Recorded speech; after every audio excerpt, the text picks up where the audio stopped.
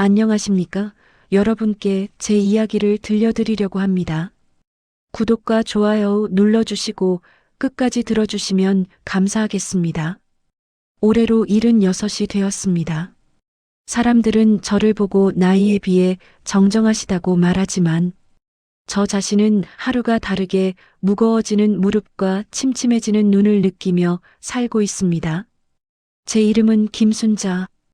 50년 가까이 부산 해운대 바닷가 근처에서 작은 횟집을 운영하다 10년 전 남편을 먼저 보내고 이제는 혼자 조용히 살아가고 있지요. 그날도 여느 때처럼 베란다에서 키우는 상추와 고추에 물을 주고 있었습니다.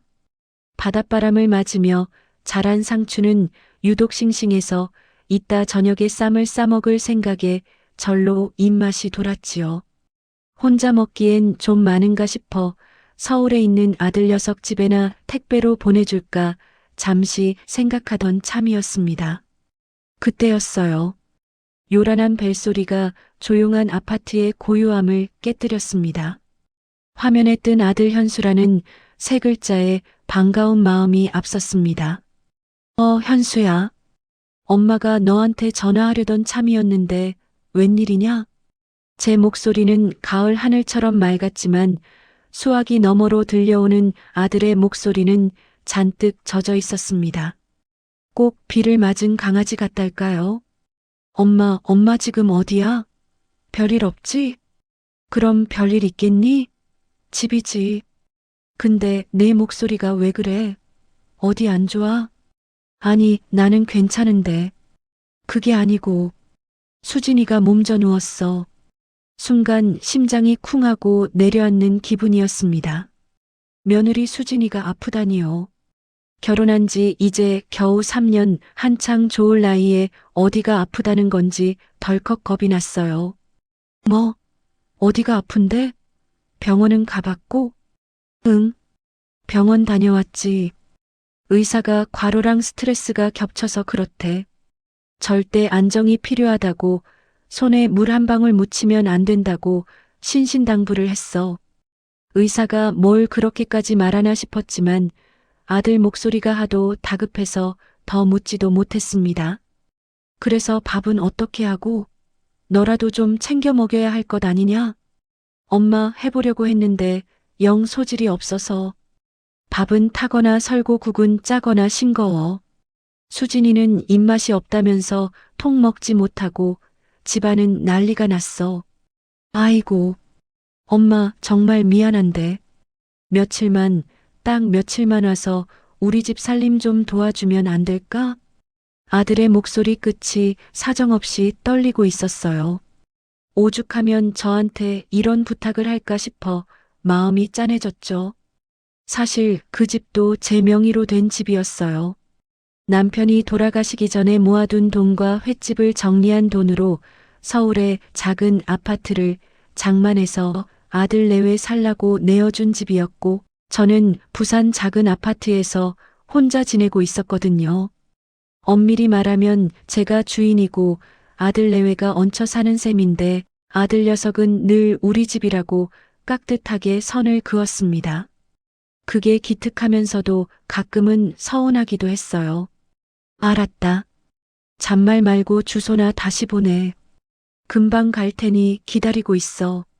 전화를 끊자마자 저는 외출 준비를 서둘렀습니다.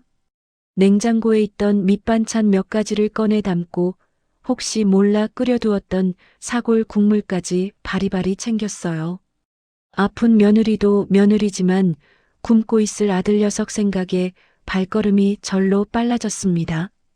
KTX를 타고 3시간 남짓 걸려 도착한 아들네 아파트. 현관문을 열고 들어서는 순간 저는 입을 다물 수가 없었습니다. 세상에, 이게 다 뭐냐? 아들의 말은 결코 과장이 아니었어요. 현관부터 신발이 사방에 널브러져 있었고 거실에는 먹다 남은 배달 음식 용기들이 산처럼 쌓여 있었습니다.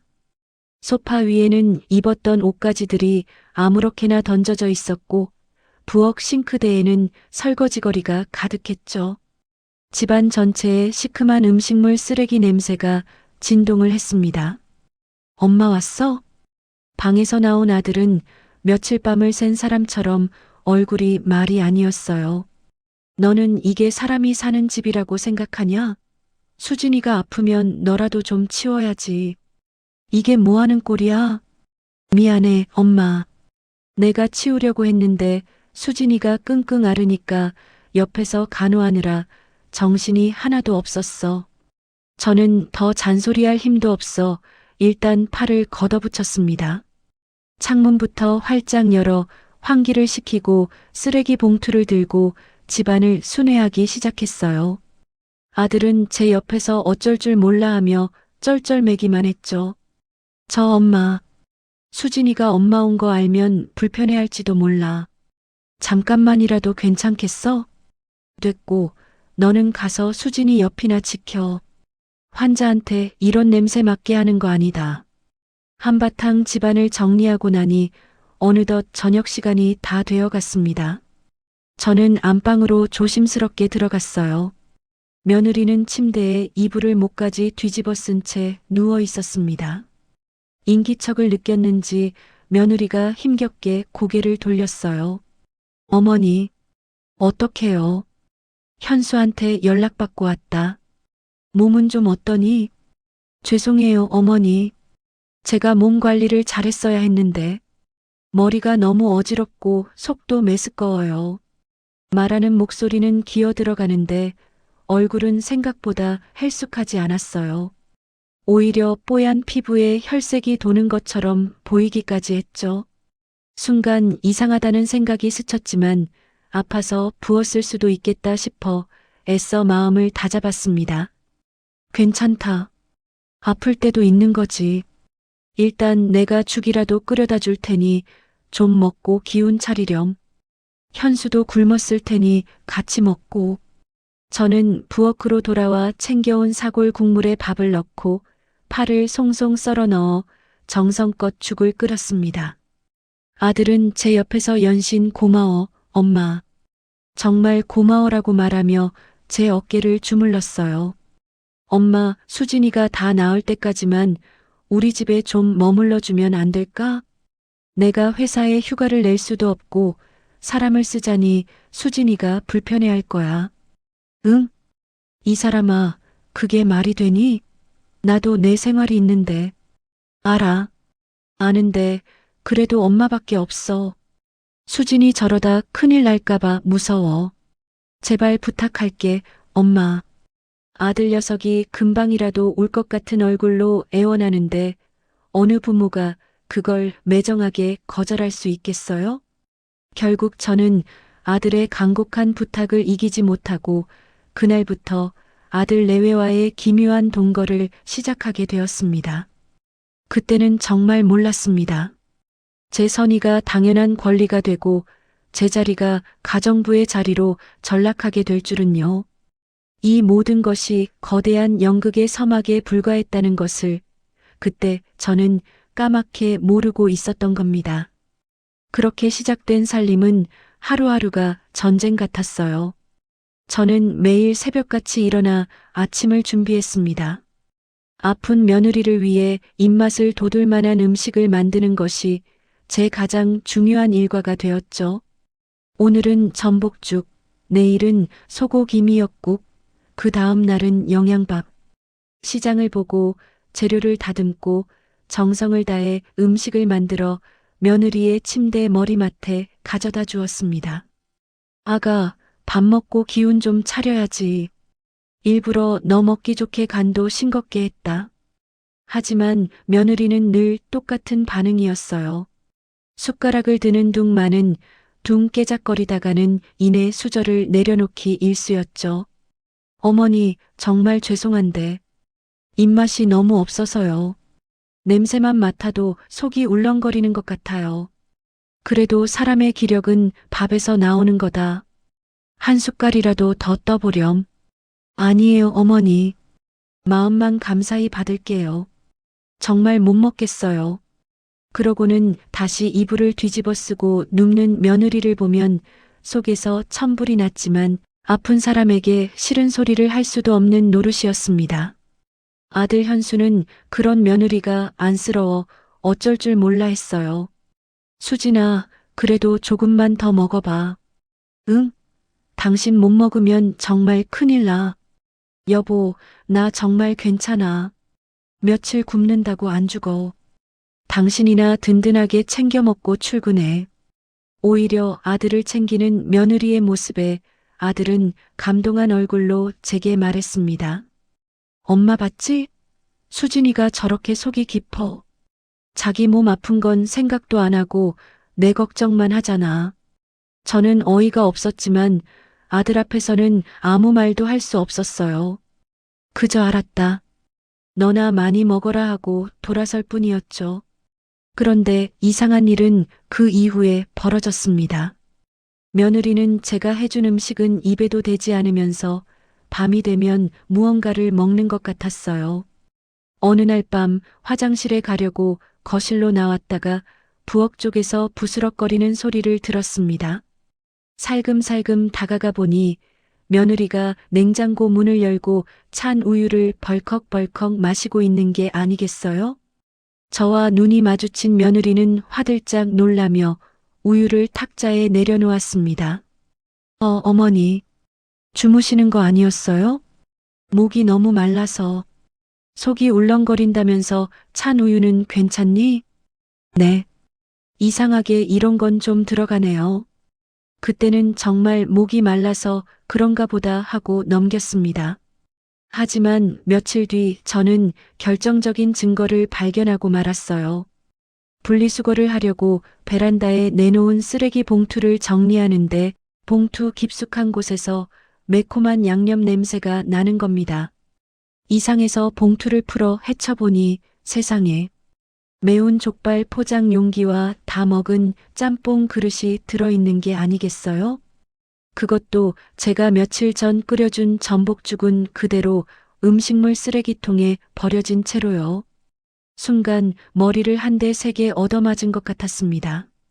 제가 차려준 밥은 냄새만 맡아도 역하다던 애가 밤중에 몰래 이런 자극적인 배달, 음식을 시켜 먹었다는 사실에 배신감이 치밀어 올랐어요.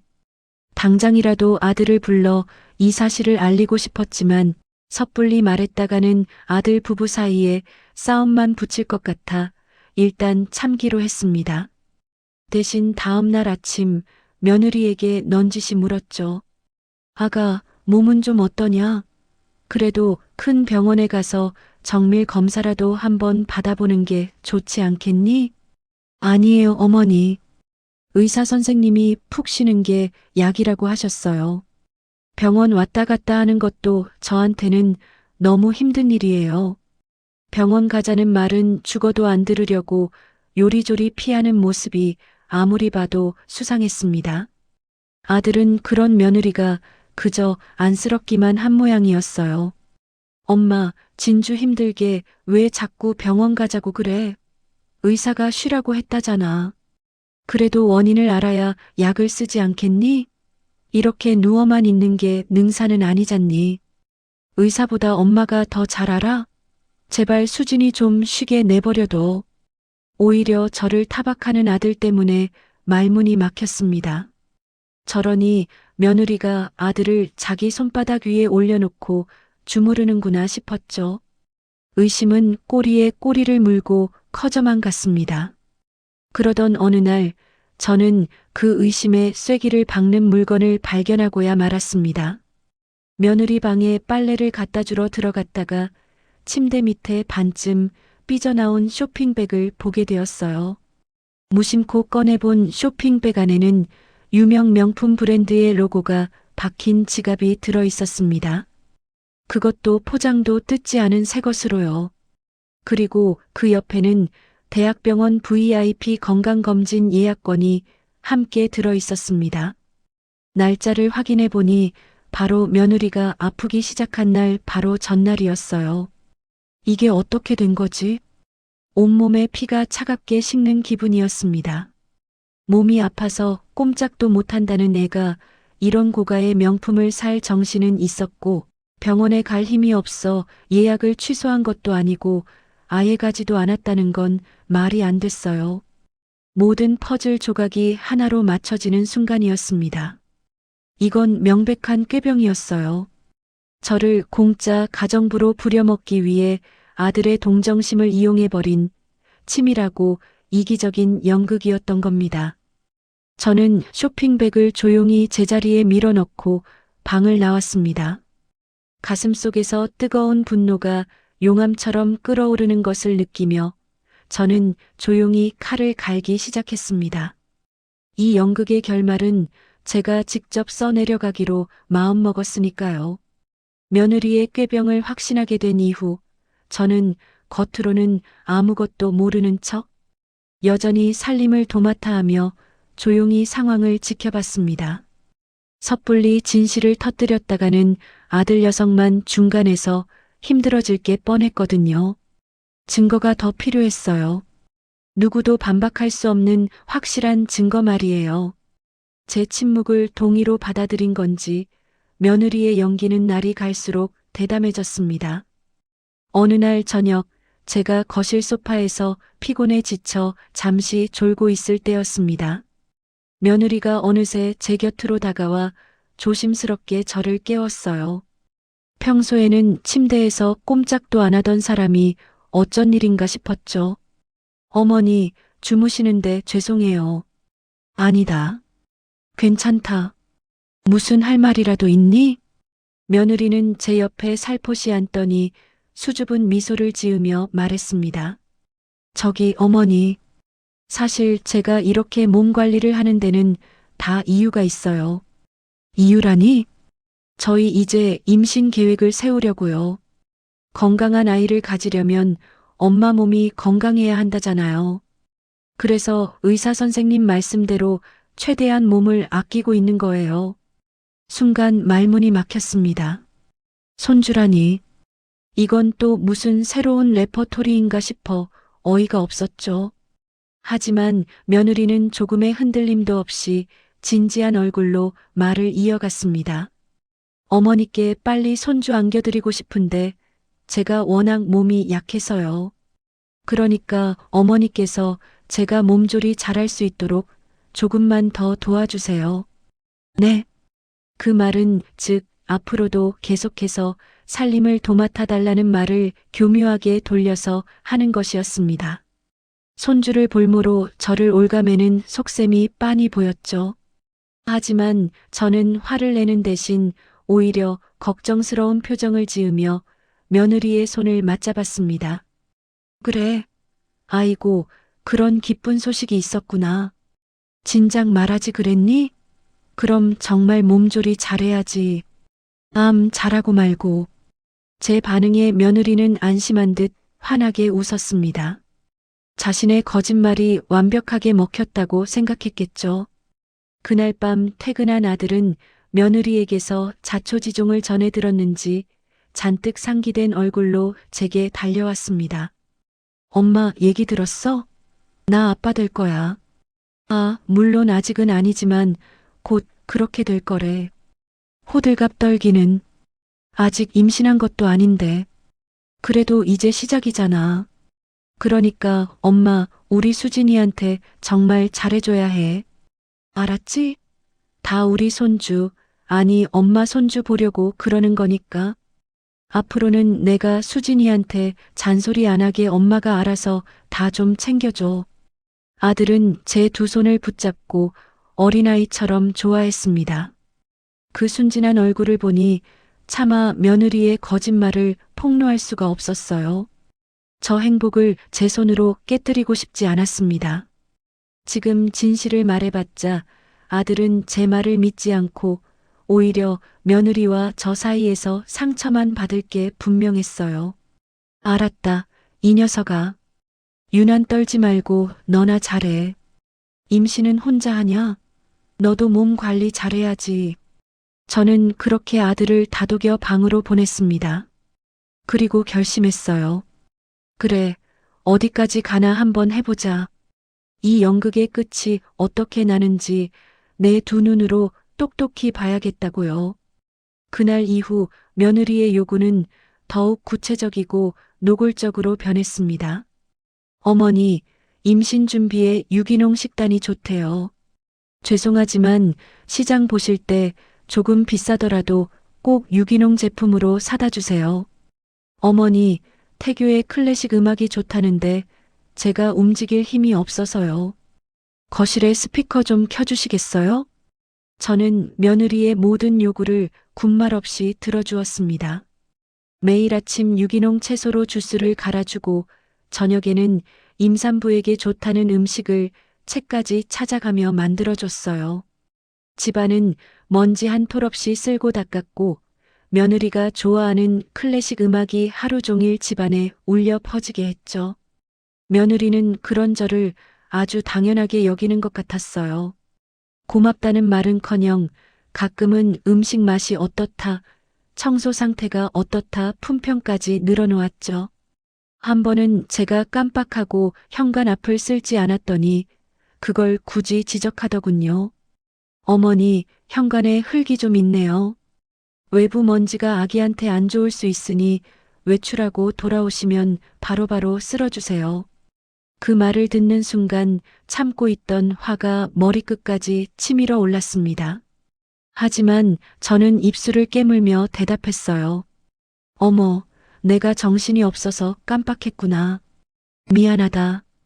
얼른 치울게. 저는 묵묵히 빗자루를 들고 현관을 쓸었습니다. 제 허리가 굽혀지는 만큼 며느리를 향한 제 마음도 차갑게 굳어가고 있었습니다. 아들은 이런 상황을 전혀 눈치채지 못했어요.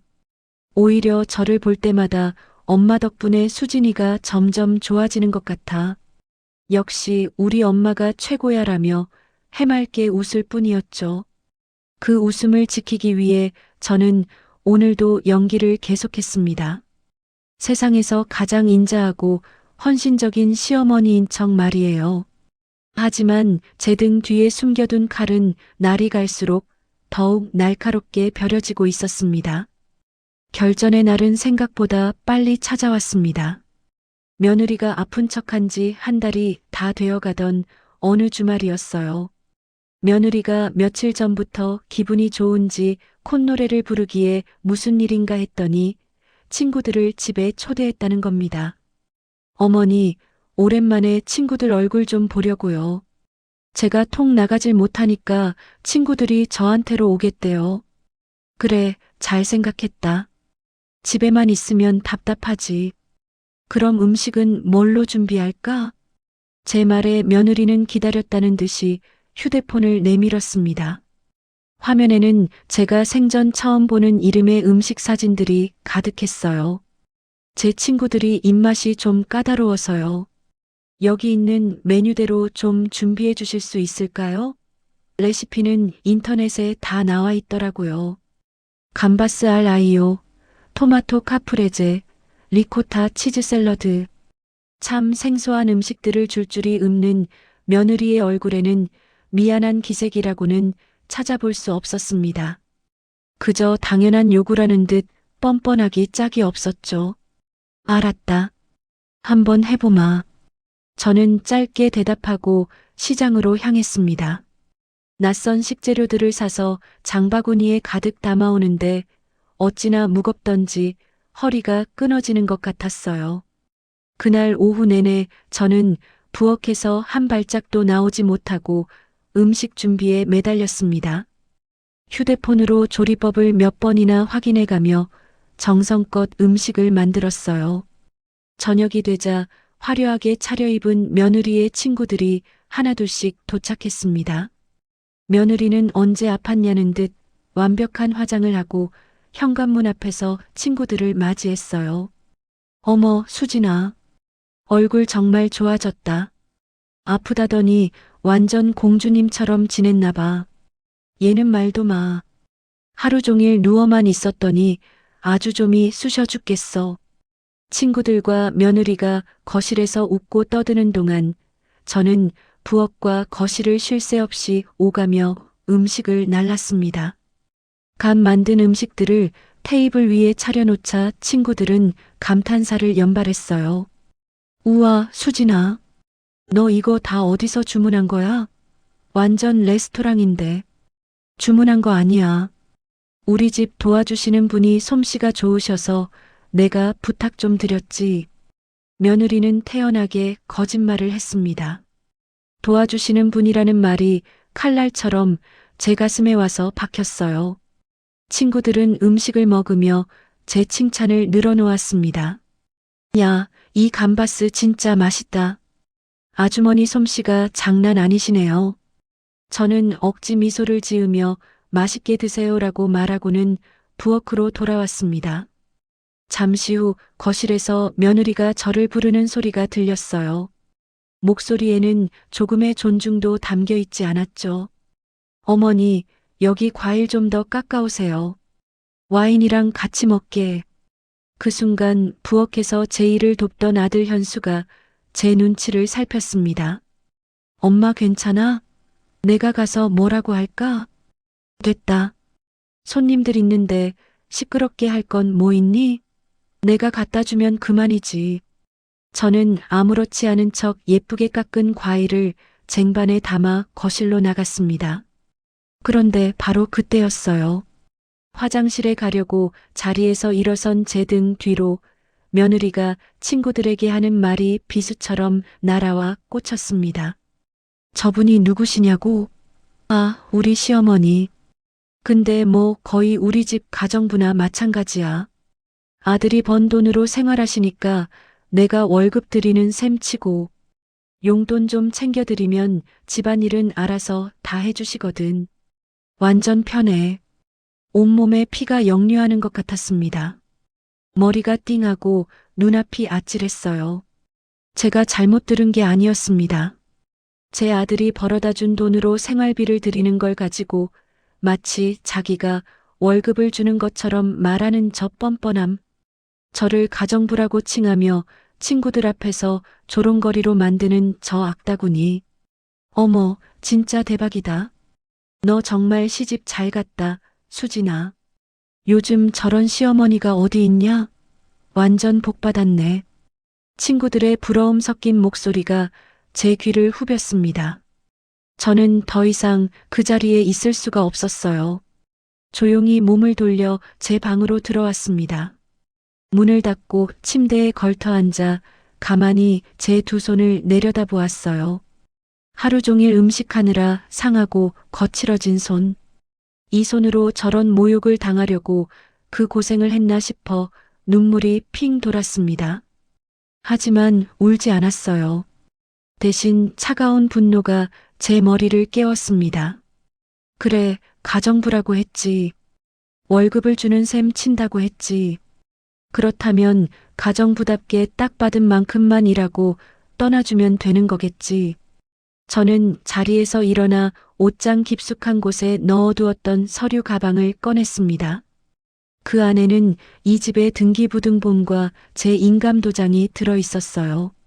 박수진, 너는 선을 넘어도 한참 잘못 넘었어.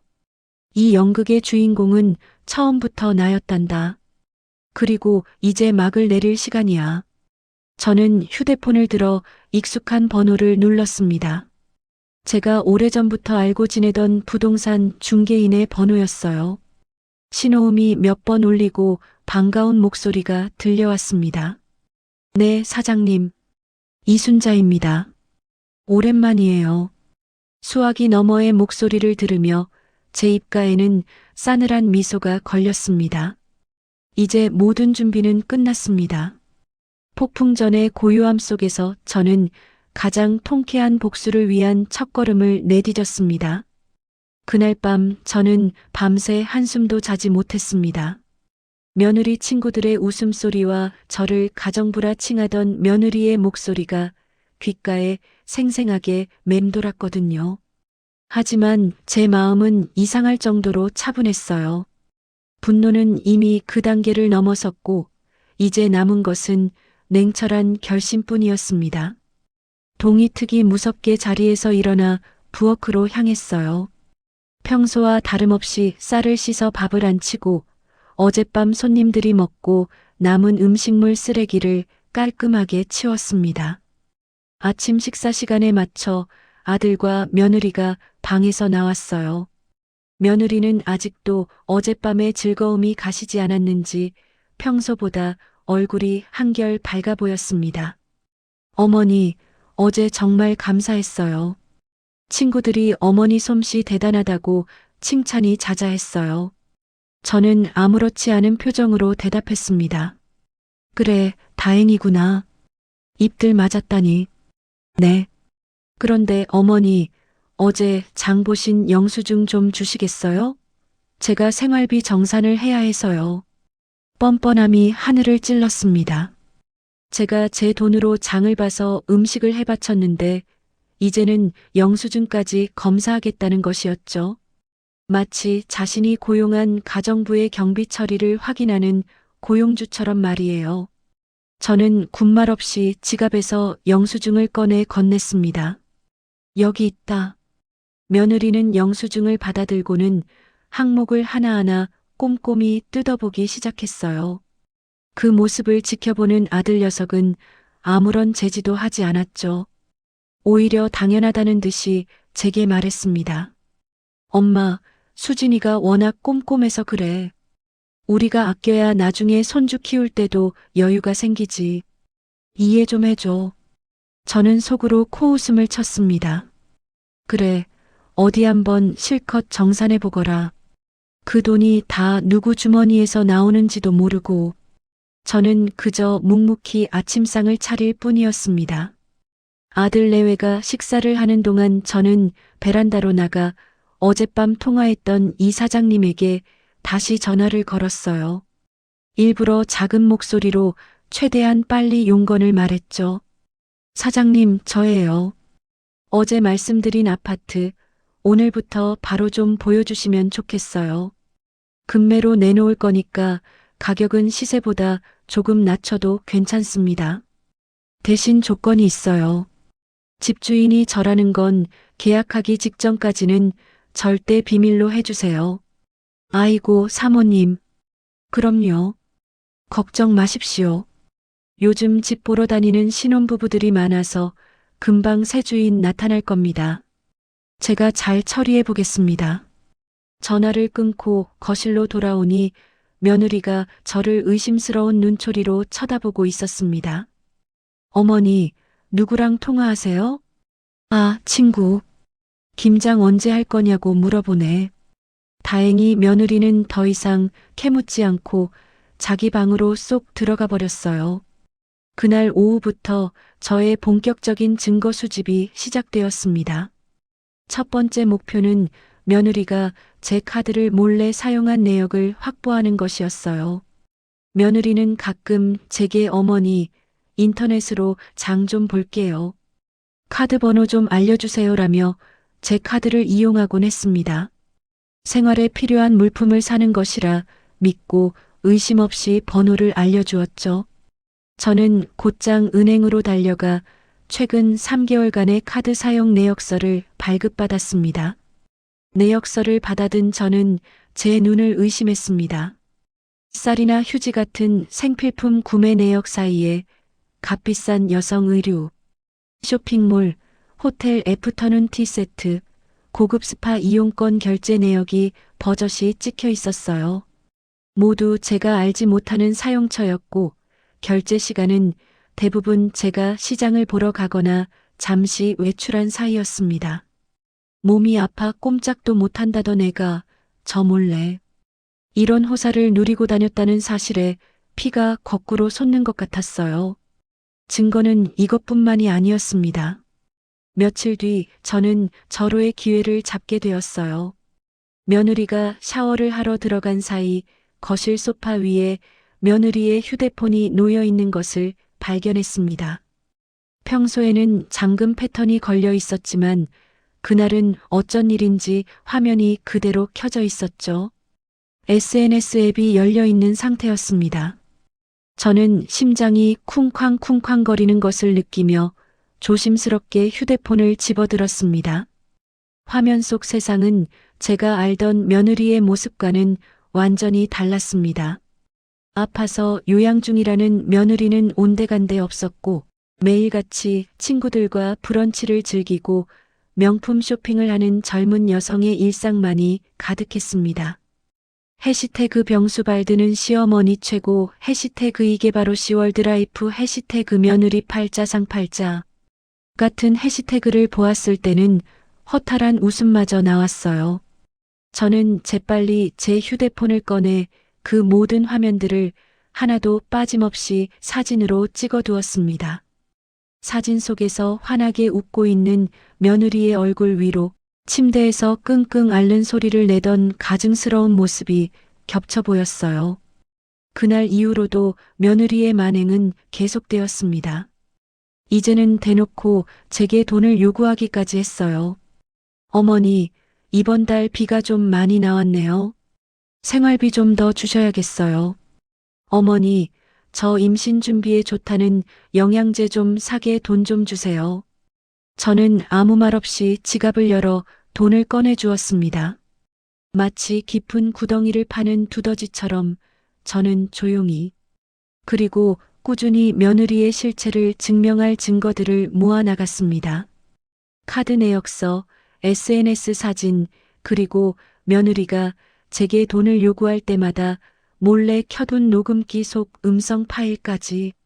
제 서랍 속에는 박수진이라는 인간의 위선을 증명할 자료들이 차곡차곡 쌓여가고 있었어요. 그 사이 이 사장님으로부터는 집을 보러 올 사람들이 줄을 섰다는 연락이 여러 번 왔습니다. 저는 그때마다 며느리와 아들의 눈을 피해 약속 시간을 잡고 사람들이 집을 보러 올 때쯤 되면 잠깐 바람 좀 쐬고 오겠다며 자리를 피해 주었습니다. 며느리는 자신의 발밑이 꺼져가고 있는 줄은 꿈에도 모른 채 여전히 저를 자신의 소나기에 든 하녀처럼 부리고 있었죠. 저는 그 모습을 가만히 지켜보며 마지막 커튼이 내려올 그날만을 손꼽아 기다리고 있었습니다. 제6장 폭풍 전야. 부동산에 집을 내놓은 지 일주일쯤 지났을까요? 그때부터 주말마다 낯선 사람들이 집을 드나들기 시작했습니다. 이 사장님은 제게 미리 연락을 주었고 저는 그때마다 꾀를 내어 아들과 며느리를 집 밖으로 유인하거나 제가 잠시 외출하는 식으로 상황을 만들었어요. 현수야, 오늘 날씨가 참 좋은데 수진이 데리고 공원 산책이라도 다녀오지 그러니. 비타민 D도 쬐고 해야 몸이 빨리 회복되지. 에이, 엄마도. 수진이가 아직 걸어다니기도 힘들어하는데 무슨 산책이야. 그럼 차라도 태워서 드라이브라도 시켜줘. 기분 전환도 되고 좋잖아. 제 등살에 못 이겨 아들은 마지못해 며느리를 데리고 외출을 했고 그 사이 집을 보러 온 신혼부부 한 쌍이 조용히 집을 둘러보고 갔습니다. 하지만 이런 식의 외출이 매번 가능할 리는 없었죠. 세 번째 팀이 집을 보러 오기로 한 토요일 오후, 저는 도저히 두 사람을 밖으로 내보낼 핑계를 찾지 못했습니다. 결국 이 사장님께는 집주인인 제가 잠시 여행 간 사이에 친한 부동산 동료가 대신 집을 보여주는 것처럼 연기해 달라고 부탁을 드렸어요. 띵동. 초인종 소리에 거실에서 TV를 보던 아들이 의아한 표정으로 현관으로 향했습니다. 문을 열자 낯선 중년 남성과 젊은 부부가 서 있었죠. 누구세요? 아, 안녕하세요. 저희는 이 집 좀 보러 왔는데요. 집주인분께서 잠시 여행 중이시라 제가 대신 안내해 드리기로 했습니다. 아들은 어리둥절한 얼굴로 저를 돌아보았습니다. 저는 태연하게 연기했어요. 아, 그분들? 내가 잠시 집 비운 사이에 혹시라도 집 보러 올 사람 있으면 보여줘도 괜찮다고 말해뒀거든. 요즘 집값이 어떤가 궁금해서. 제 말에 아들은 그제야 고개를 끄덕이며 사람들을 안으로 들였습니다. 방 안에서 인기척을 들은 며느리가 잔뜩 인상을 쓴 채 거실로 나왔어요. 여보, 무슨 소리야? 누구 왔어? 수진아. 이분들 우리 집 보러 오셨대. 엄마가 부동산에 알아보셨나 봐. 며느리는 대놓고 불쾌한 기색을 드러냈습니다. 낯선 사람들이 자신의 공간을 휘젓고 다니는 것이 마음에 들지 않는다는 표정이었죠. 젊은 부부는 안방과 작은 방, 부엌을 꼼꼼하게 둘러보며 이것저것 질문을 던졌습니다. 그동안 며느리는 팔짱을 낀 채 소파에 앉아 쌀쌀맞은 눈빛으로 그들을 쏘아보았어요. 결국 그들이 돌아가자마자 며느리는 아들에게 짜증을 쏟아냈습니다. 여보, 이게 무슨 경우야? 아픈 사람 쉬지도 못하게 왜 외부 사람들을 함부로 집에 들여? 말씀 좀 드려. 당장 부동산에 내놓은 거 취소하라고. 아들은 며느리의 성화에 어쩔 줄 몰라 하며 제게 다가왔습니다. 엄마, 꼭 이렇게까지 해야겠어? 수진이가 사람들 드나드는 것 때문에 스트레스 받아서 힘들어 하잖아. 그냥 우리끼리 조용히 살자. 응? 저는 이 기회에 아들의 마음을 마지막으로 한번 떠보기로 했습니다. 아들에게 단둘이 할 얘기가 있다며 제 방으로 조용히 불렀어요. 방문을 닫고 저는 무겁게 입을 열었습니다. 현수야, 엄마가 하는 말 오해하지 말고 잘 들어줬으면 좋겠다. 뭔데 그래, 엄마. 아무래도 수진이 꾀병인 것 같다. 제 말이 떨어지자마자 아들의 얼굴이 싸늘하게 굳어졌습니다. 엄마, 지금 뭐라고 했어? 처음에는 엄마도 믿었지. 그런데 아무리 봐도 이상한 점이 한두 가지가 아니야. 내가 해준 밥은 입에도 안 대면서 밤에 몰래 배달 음식을 시켜 먹는 걸 봤다. 그리고 저는 며느리의 SNS 사진과 카드 내역서, 이야기까지 꺼내려 했습니다. 하지만 아들은 제 말을 끝까지 들으려고도 하지 않았어요. 버럭 소리를 지르며 제 말을 끊어버렸죠. 그만해. 엄마 어떻게 그런 섭섭한 말씀을 할 수가 있어? 수진이가 얼마나 아픈데. 그걸 꾀병이라고 해? 엄마가 우리한테 와서 고생하는 건 정말 고맙게 생각하지만 이건 아니잖아. 엄마 눈에는 수진이가 그렇게 미워? 우리가 엄마 집에 얹혀 사는 것 같아서 그렇게 눈에 가시야? 아들의 입에서 나온 말은 날카로운 비수가 되어 제 심장을 후볐습니다. 얹혀 산다는 사실을 짚어준 것은 오히려 저를 가정부 취급한 며느리였는데 아들은 모든 것을 제 탓으로 돌리고 있었어요. 아들의 눈에는 오직 아픈 아내에 대한 가여움과 그런 아내를 의심하는 못된 시어머니에 대한 원망만이 가득했습니다. 엄마가 수진이를 질투하는 거야? 젊고 예뻐서? 아니면 내가 수진이한테만 신경 쓰는 것 같아서 그래? 정현수, 저는 나지막하지만 단호한 목소리로 아들의 이름을 불렀습니다. 너 지금 제정신이니? 내가 내 엄마야. 내가 너희를 질투해서 이런 말을 하는 걸로 보여? 그럼 뭔데? 멀쩡한 사람을 무슨 정신병자 취급하고.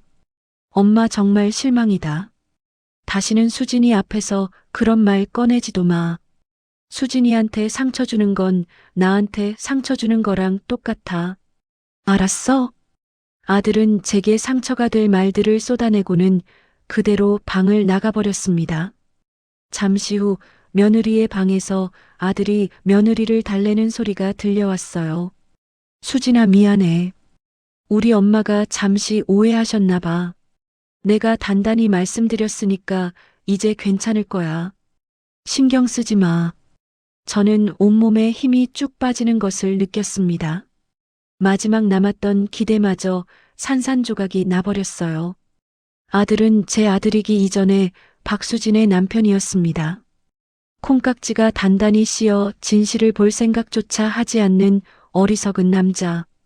그 순간 저는 아들에 대한 모든 미련을 버렸습니다. 더 이상 이 아이를 위해 제 마음을 쓸 필요가 없다는 것을 깨달았죠. 그때 주머니 속 휴대폰이 조용히 진동했습니다. 이 사장님이었어요. 사모님, 방금 집 보고 간 젊은 부부가 아주 마음에 들어하네요. 시세보다 조금 낮춰주시면 바로 계약하고 싶다고 합니다. 어떻게 할까요? 저는 한치의 망설임도 없이 대답했습니다. 네, 사장님. 그렇게 하세요. 바로 계약 진행해 주세요. 수화기를 내려놓은 저는 창밖을 바라보았습니다. 잿빛 하늘이 꼭 제 마음 같았어요. 이제 정말 돌아갈 다리는 모두 불타버렸습니다. 아들과의 대화 이후 집안의 공기는 얼음장처럼 차가워졌습니다. 아들은 저를 볼 때마다 못마땅한 표정으로 외면했고, 며느리는 아들을 등에 업고 더욱 기고만장해졌어요. 이제는 제 앞에서 대놓고 아들에게 투정을 부리기까지 했습니다. 여보, 나 아무래도 어머니 때문에 스트레스 받아서 병이 더 깊어지는 것 같아. 어머니가 나를 미워하시는 게 분명해. 그러면 아들은 제게 와서 쏘아붙였죠. 엄마, 제발 수진이 좀 그만 괴롭혀. 엄마 때문에 우리 사이에 금 가겠어. 정말. 저는 아무런 대꾸도 하지 않았습니다. 그저 묵묵히 제 할 일을 할 뿐이었죠. 어차피 며칠 뒤면 끝날 관계였으니까요. 계약은 일사천리로 진행되었습니다. 집을 마음에 들어 한 젊은 부부는 망설임 없이 계약금을 보냈고 잔금을 치를 날짜까지 모두 정해졌어요. 저는 그 누구에게도 이 사실을 알리지 않았습니다. 잔금을 치르기 며칠 전 미리 부산의 작은 오피스텔 하나를 월세로 계약해 두었습니다. 보증금은 그동안 제가 아껴 모아두었던 비상금으로 해결했죠. 그리고 이사짐 센터에도 연락해 잔금을 치르는 날 오전에 제 집만 조용히 빼달라고 예약을 마쳤습니다. 모든 계획은 완벽하게 짜여 있었습니다. 그리고 마침내 결전의 날 아침이 밝았습니다. 저는 평소보다 조금 더 신경 써서 아침 식사를 준비했어요. 아들과 며느리가 가장 좋아하는 갈치구이와 된장찌개였죠. 어머, 어머니. 오늘 아침은 진수성찬이네요. 무슨 좋은 일이라도 있으세요? 며느리가 의아하다는 듯 물었습니다. 저는 인자한 미소를 지으며 대답했어요. 응. 사실은 내가 오늘부터 며칠 친구들이랑 온천 여행 좀 다녀오려고. 너희도 그동안 좀 편히 쉬라고. 제 말에 아들과 며느리의 얼굴이 순간 환해지는 것을 똑똑히 보았습니다. 제가 없다는 사실이 그렇게나 기쁜 것이었죠. 정말요? 와, 잘됐다. 엄마, 조심해서 잘 다녀와. 친구분들이랑 좋은 시간 보내고. 네, 어머니. 용돈이라도 좀 챙겨드려야 하는데 저희가 지금 여유가 없어서 죄송해요. 며느리는 입에 발린 소리를 하며 아쉬운 표정을 지었습니다. 저는 속으로 비웃으며 말했어요. 괜찮다. 너희만 잘 지내면 그게 나한테는 가장 큰 선물이지. 그럼 나 나갈 준비 좀 할게. 저는 방으로 들어와 미리 싸둔 작은 여행 가방을 들고 나왔습니다. 마치 정말로 며칠간 여행을 떠나는 사람처럼요. 엄마, 내가 터미널까지 태워다 줄게. 아니다. 친구가 이 앞으로 차 가지고 온다고 했어. 너는 수진이 옆에 꼭 붙어 있어줘라. 저는 마지막까지 다정한 엄마, 자상한 시어머니의 역할을 충실히 수행했습니다. 현관문을 나서기 전 돌아서 두 사람을 한번 바라보았어요. 그리고 속으로 되뇌었죠. 잘 있거라. 이제 너희가 편히 쉴 곳은 여기가 아니란다. 아파트 현관을 빠져나오자 약속된 시간에 맞춰 이사짐 센터의 작은 트럭 한 대가 저를 기다리고 있었습니다. 저는 트럭 조수석에 올라탔어요. 사장님, 부탁드립니다. 최대한 조용하고 신속하게요. 이사짐 센터 직원들은 제가 미리 표시해둔 박스들만 신속하게 날랐습니다. 제 옷가지와 책 몇 권, 그리고 제가 아끼던 작은 가구 몇 개가 전부였죠. 30분도 채 되지 않아 저의 모든 흔적은 그 집에서 깨끗하게 사라졌습니다. 저는 트럭을 타고 부산으로 향했어요. 오피스텔에 도착해 짐을 풀고 나니 은행에서 잔금이 입금되었다는 알림 문자가 도착했습니다. 이제 법적으로 그 집은 더 이상 제 소유가 아니었습니다. 저는 창가에 서서 멀리 펼쳐진 바다를 바라보았습니다. 시원섭섭한 마음보다는 오히려 오랫동안 메고 있던 무거운 짐을 내려놓은 듯한 해방감이 더 컸어요. 저는 휴대폰 전원을 꺼버렸습니다. 이제부터 시작될 소동에 휘말리고 싶지 않았거든요. 그리고 소파에 편안하게 누워 그동안 피곤해서 보지 못했던 드라마를 틀었습니다. TV 화면 속에서는 주인공들이 서로 사랑하고 오해하며 울고 웃고 있었지만 제 마음은 텅 빈 호수처럼 고요하기만 했습니다. 한편 그 시각 아들 내외의 집에서는 무슨 일이 벌어지고 있었을까요?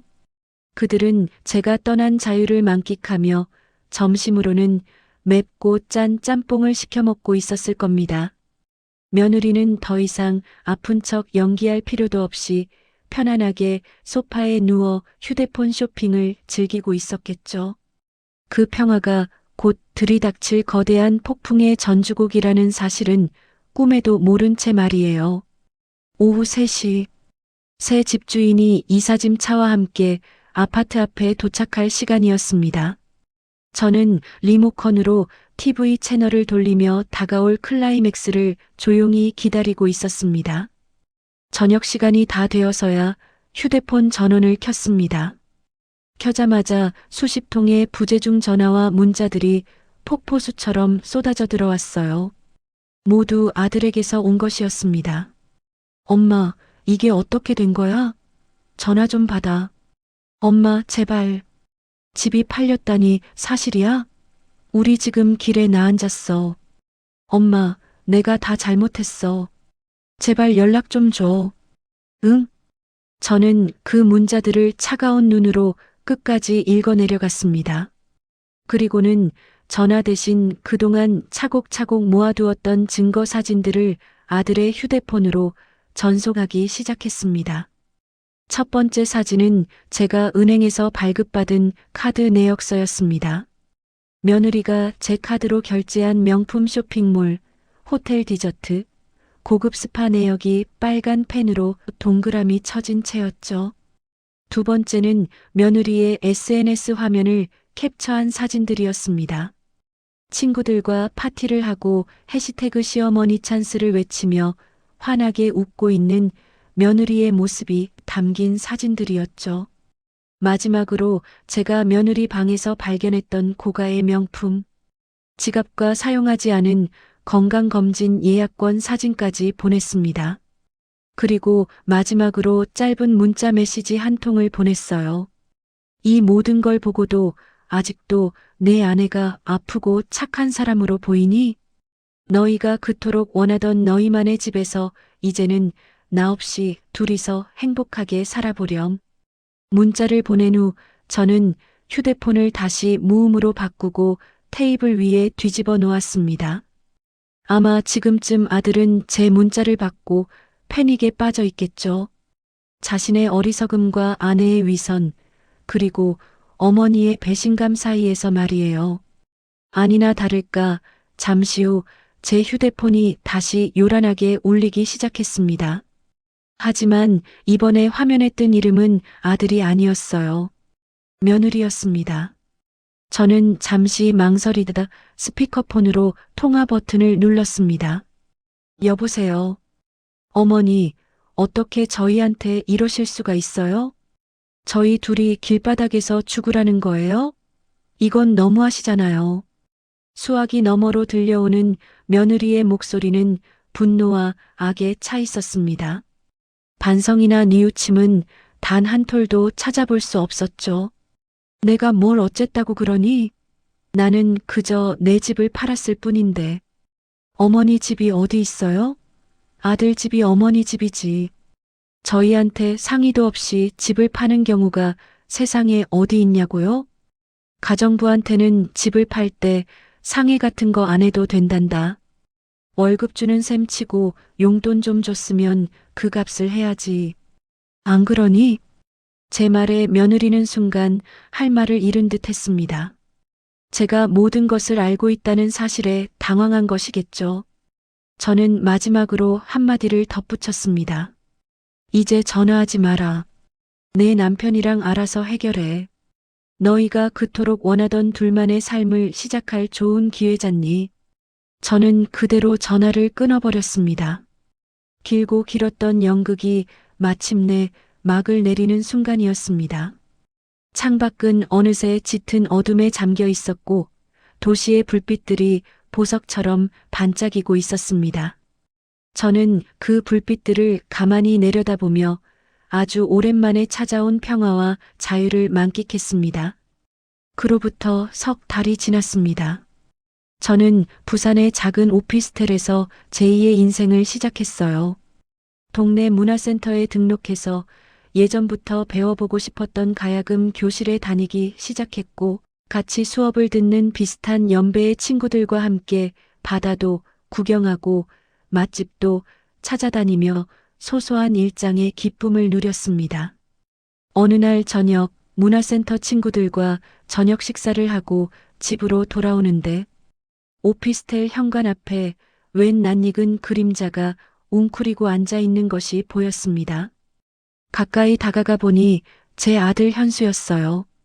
석 달 사이에 얼마나 마음고생이 심했는지 녀석은 살이 쏙 빠져 몰라보게 수척해져 있었습니다.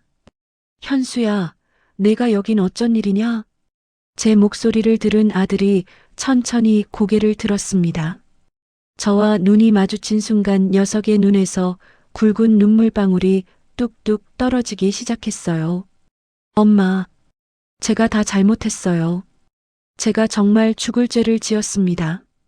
아들은 제 바지 가랑이를 붙잡고 목 놓아 울었습니다. 그동안 쌓였던 서러움과 후회가 한꺼번에 터져 나오는 듯 했어요. 저는 그런 아들을 말없이 내려다보았습니다. 마음 한구석이 아려왔지만 섣불리 아들을 위로하거나 용서의 말을 건네지는 않았어요. 꼴이 이게 뭐냐? 밥은 먹고 다니는 거니? 일어나. 산내 자식이 왜 이러고 있어? 일단 일어나서 소파에 앉아. 제 단호한 목소리에 아들은 마지못해 자리에서 일어나 소파에 앉았습니다. 저는 부엌으로 가 따뜻한 물을 한 잔 타서 아들에게 건넸어요. 구독과 좋아요는 저희에게 큰 힘이 됩니다. 여러분의 따뜻한 응원이 더 좋은 이야기를 전하는 원동력이 되어요. 구독 버튼과 좋아요 버튼을 눌러주시면 감사하겠습니다.